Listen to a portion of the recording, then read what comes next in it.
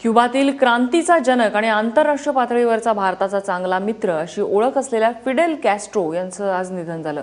90व्या वर्षी Fidel castor यांना दीर्घ आजारानं ग्रासलं होतं। हुकुमशाहीच्या काळात लोकांच्या मनात साम्यवादाची बीजं रोवणारा क्रांतिकारक अशी कॅस्ट्रो यांची ओळख होती। 50च्या दशकात अमेरिका खंडातल्या अनेक छोट्या मोठ्या देशात अमेरिकेचं राज्य होतं। क्युबात त्याकाळी अमेरिकेनं पुरस्कृत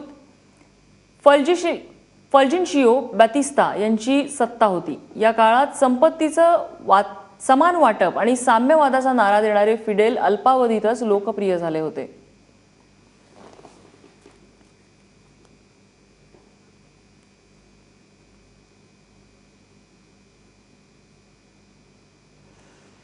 क्युबा देशातल्या कम्युनिस्ट क्रांतीचा जनक आणि आंतरराष्ट्रीय पातळीवर नेहमीच चर्चेत राहिलेलं असं व्यक्तिमत्व म्हणजे फिडेल कॅस्ट्रो।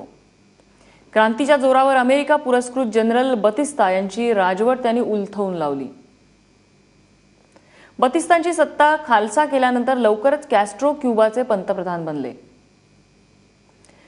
1959 ते 1976 म्हणजे तब्बल 17 वर्ष क्युबाचे ते पंतप्रधान होते। उत्तर अमेरिका खंडात साम्यवादाची बीजं रोवण्यात फिडेल कॅस्ट्रो यांचा मोठा वाटा आहे। हुकुमशाहीच्या काळात पैशाचं समान वाटप, लोकनियुक्त सत्ता अशी स्वप्न त्यांनी जनतेला दाखवली। 2008 नंतर फिडेल कॅस्ट्रो यांनी राजीनामा दिला आणि आपला भाऊ राउल कॅस्ट्रो याच्याकडे सत्ता दिली। अमेरिकेचा कडवा विरोधक आणि भारताचे नेहमीच मित्र म्हणून फिडेल कॅस्ट्रो ओळखले जातात। पाश्चात्य राष्ट्रांमध्ये पहिल्यांदाच क्युबामध्ये साम्यवादी सरकार त्यांच्या कारकिर्दीत बनलं। फिडेल कॅस्ट्रो यांच्या काळात क्युबासारखा छोटा देशही अमेरिकेला पुरून उरला होता।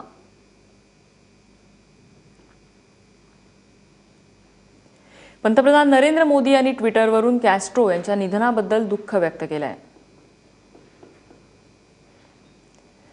ते आपल्या ट्विटमध्ये म्हणतात, फिडेल कॅस्ट्रो यांना माझी भावपूर्ण श्रद्धांजली। फिडेल कॅस्ट्रो यांच्या आत्म्याला शांती लाभो।